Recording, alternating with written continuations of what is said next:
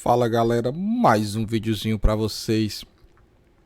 Muito bom dia, boa tarde, boa noite a todos. A gente tá então aí entrando na nossa quarta semana, não é isso? Teve ali a última semana, aliás a segunda semana, né? Foi a semana da CETIC, né? Então tivemos a primeira semana, que é aquela que eu passei os exercícios para vocês. Em C, né? A segunda semana que foi off e a terceira semana que foi aquela na qual nós vimos ali as primeiras instruções e tudo. Bom, houve um questionamento interessante, né, ali sobre a instrução, sobre esse slide aqui, se eu poderia usar um ADD aqui, né? Sim, você poderia usar um ADD, né? É possível sim. Tá? Porque Agora, uma coisa que eu quero chamar a atenção para vocês é porque é o seguinte: ainda que essa palavra aqui 7E00000 ela seja uma palavra de 32 bits, mas na codificação, né, quando ela for codificada, ela não vai ocupar 32 bits, tá? Porque ela vai ser codificada da seguinte forma: olha, esse é o número 7E rolado de 24 bits para a esquerda, né? Ou deslocado de 24 bits para a esquerda, tá? Então isso ocupa menos espaço, né? Agora eu não consigo codificar realmente a palavra inteira dessa forma aqui, como vocês estão visualizando. Isso realmente ocupa os 32 bits. Aqui não, como eu tenho vários zeros aqui, isso é codificado de uma forma mais interessante, e aí sim eu consigo codificar tanto o opcode como os registradores envolvidos ali, como também o imediato, né? Aqui pode usar o ADD sim, né? Porque se você somar isso daqui, vai dar certo, né? Eu só teria que ter que conferir se o ADD suporta esse tipo de codificação. Cada instrução, pessoal, cada instrução tem uma codificação bem própria, bem específica.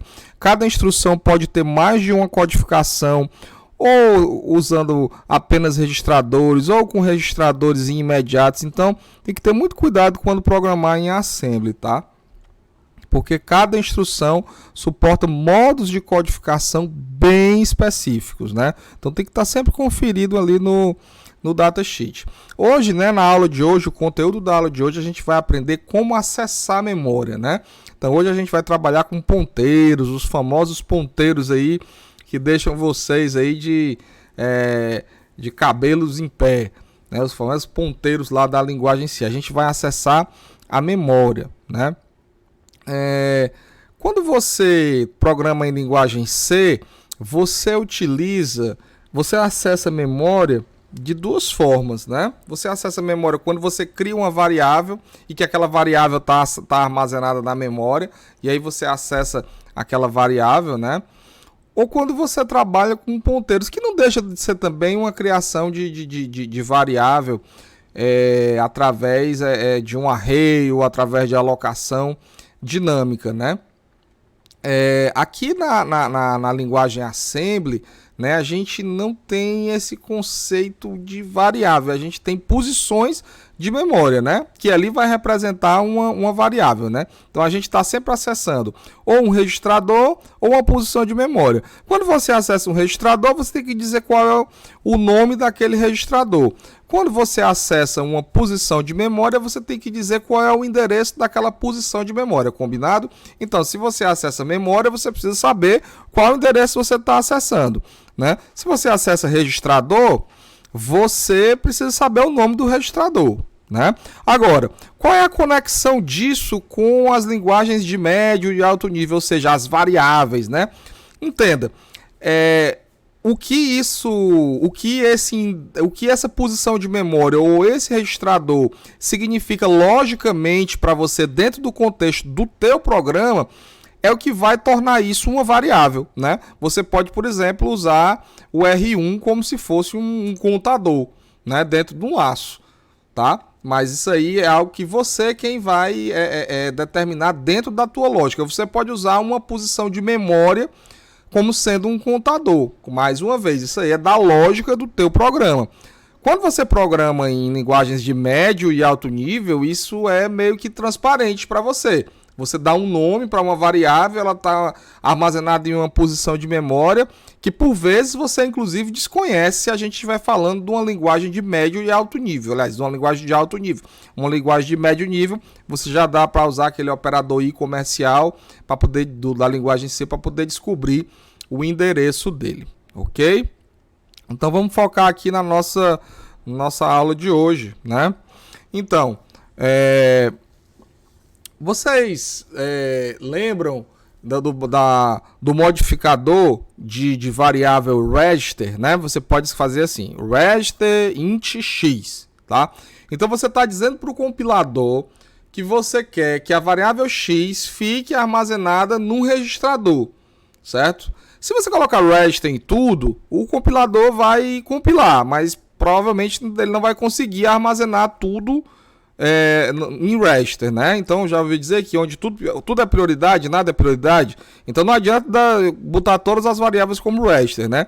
Você, como programador inteligente, pode escolher ali umas 2 ou 3 variáveis dentro de um contexto que você vai marcar elas como register, né? Dizendo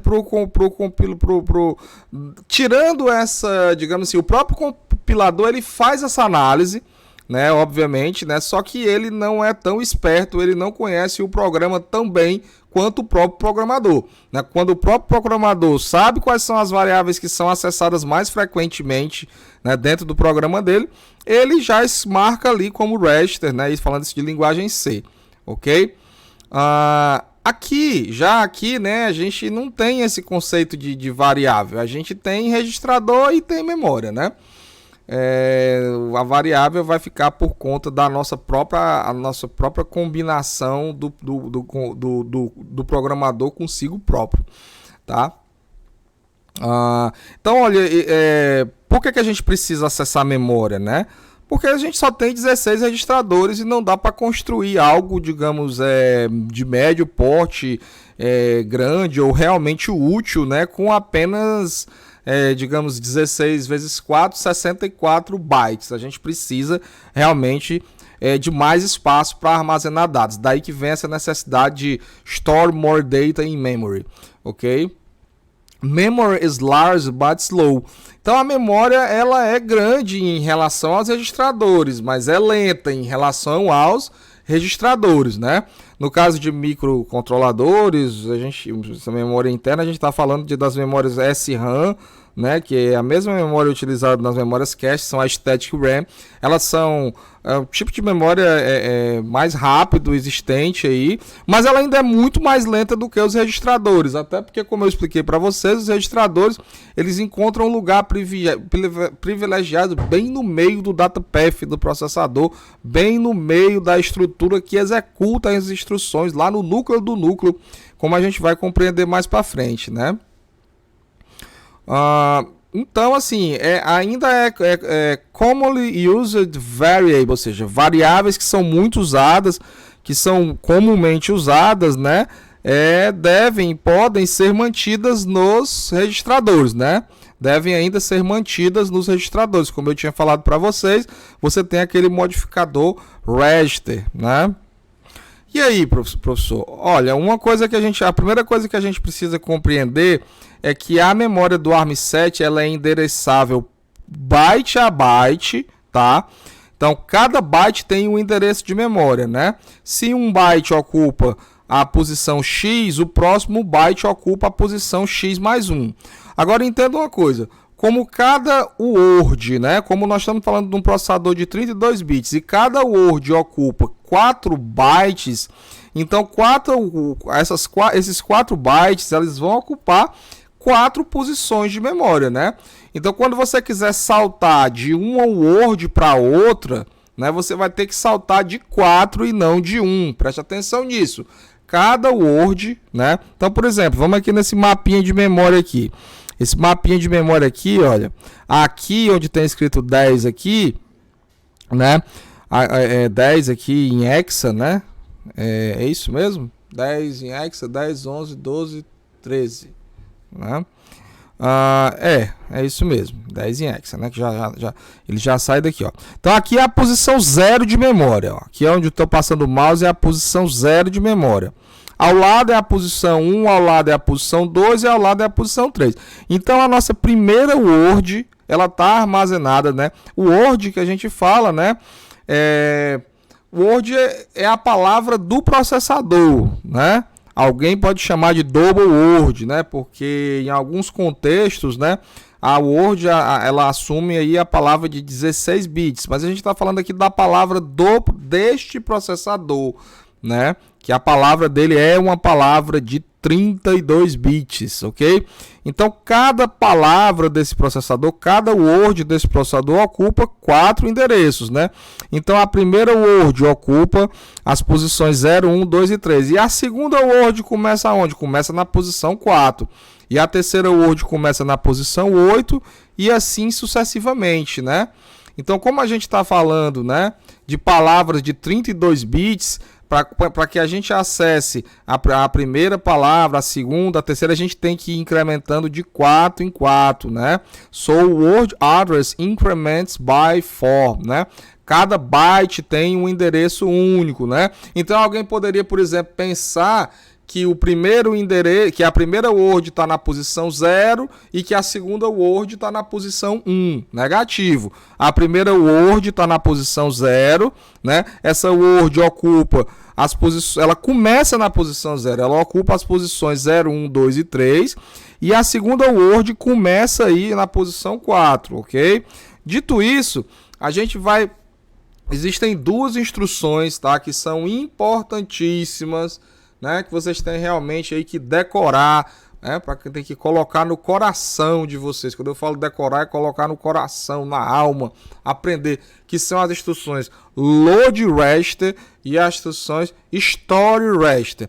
Essas instruções são a única maneira que vocês têm de acessar a memória de dados do processador.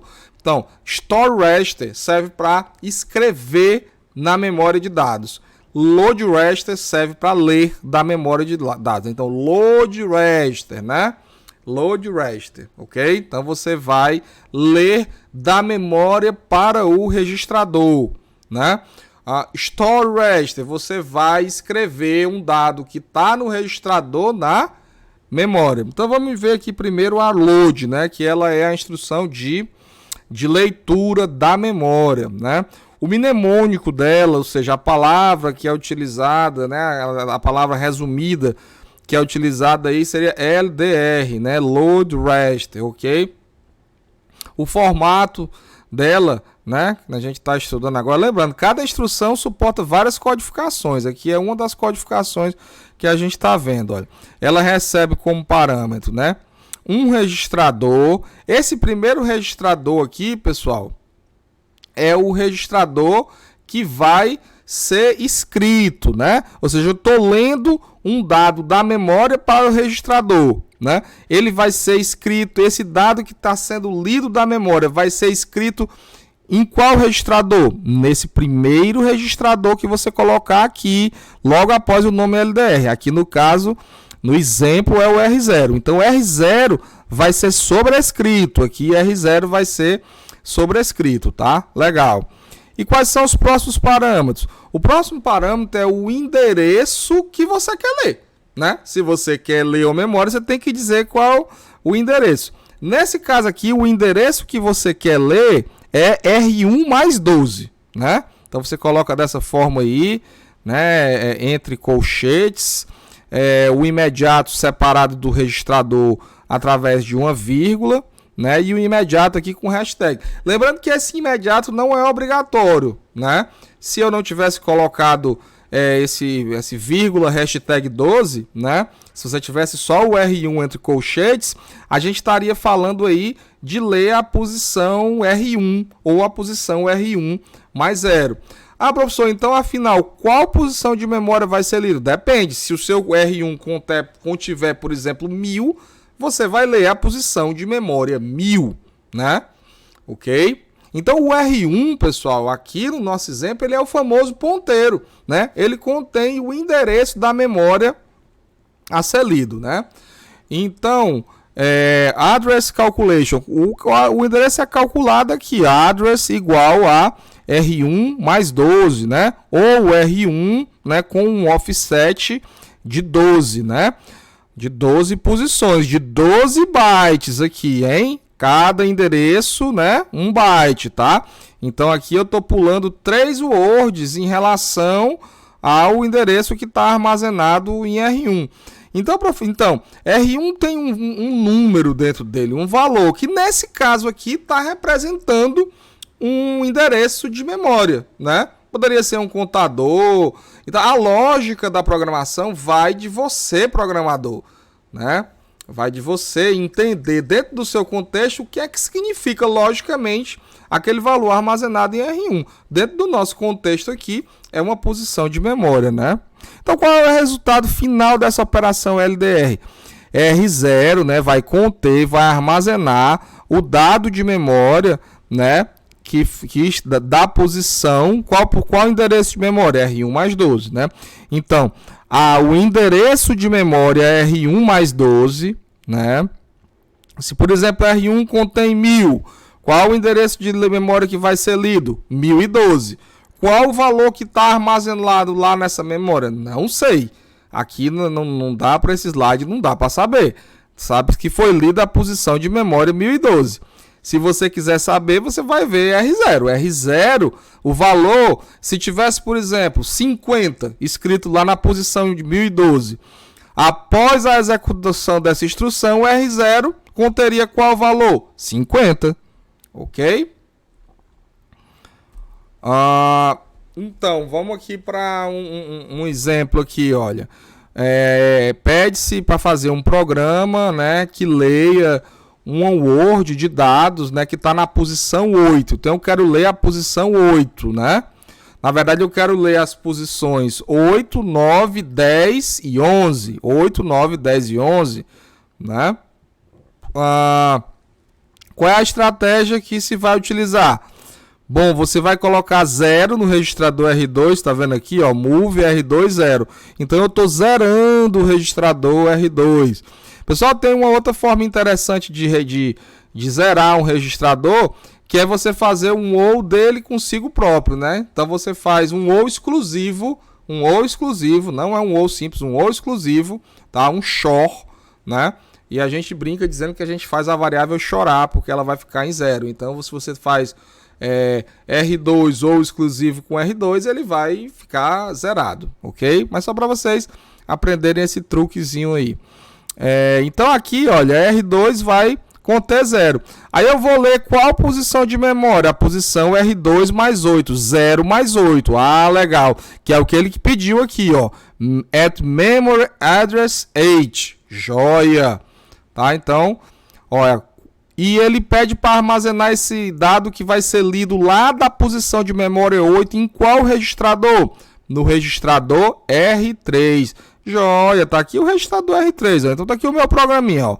Move R2 0, LDR R3, ó. Então aqui entre parênteses, entre colchetes aqui, a memória, né, a ser acessada, né, a posição de memória, no caso eu quero acessar a posição de memória 8, então R2 contém 0, 0 mais 8, 8, beleza.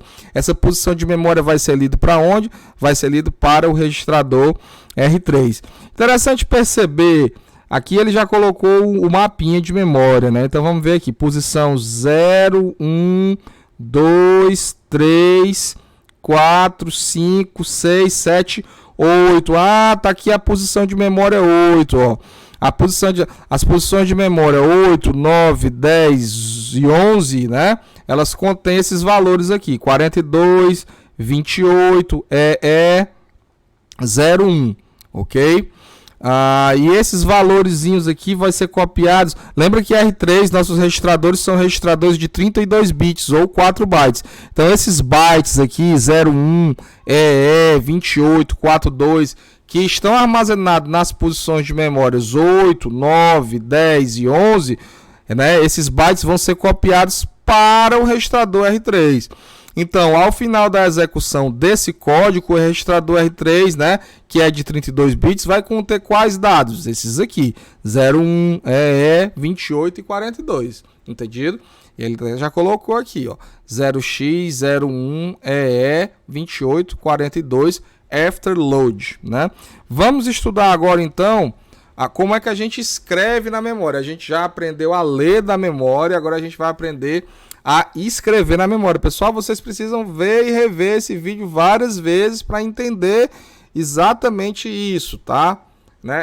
A gente vai precisar disso para o resto do semestre. Se tem algo que é importante aqui, é vocês entenderem load store, tá? Vocês precisam entender isso, né? Inclusive, a nossa arquitetura é uma arquitetura do tipo load store, tá? É uma arquitetura que ela lê e armazena dados na memória sempre através de um registrador. A gente nunca transfere dados de memória para memória diretamente. A gente sempre transfere. Se você quiser transferir um dado de uma posição de memória para outra posição de memória, você vai ter que fazer um load para ler da posição de memória fonte para o registrador e depois vai ter que fazer um store do registrador para a posição de memória destino, entendeu? Mas vamos ver aqui o nosso mnemônico, né? É STR, né? Que significa Store Register, ok? Memory Right are called stores, né? Que vem de armazenamento. Então, quando a gente guarda, quando a gente armazena, quando a gente salva um dado, a gente está fazendo um store, né? Aí, Store Register, guardar registrador. Guardar onde? Na memória. Então, a gente vai escrever na memória.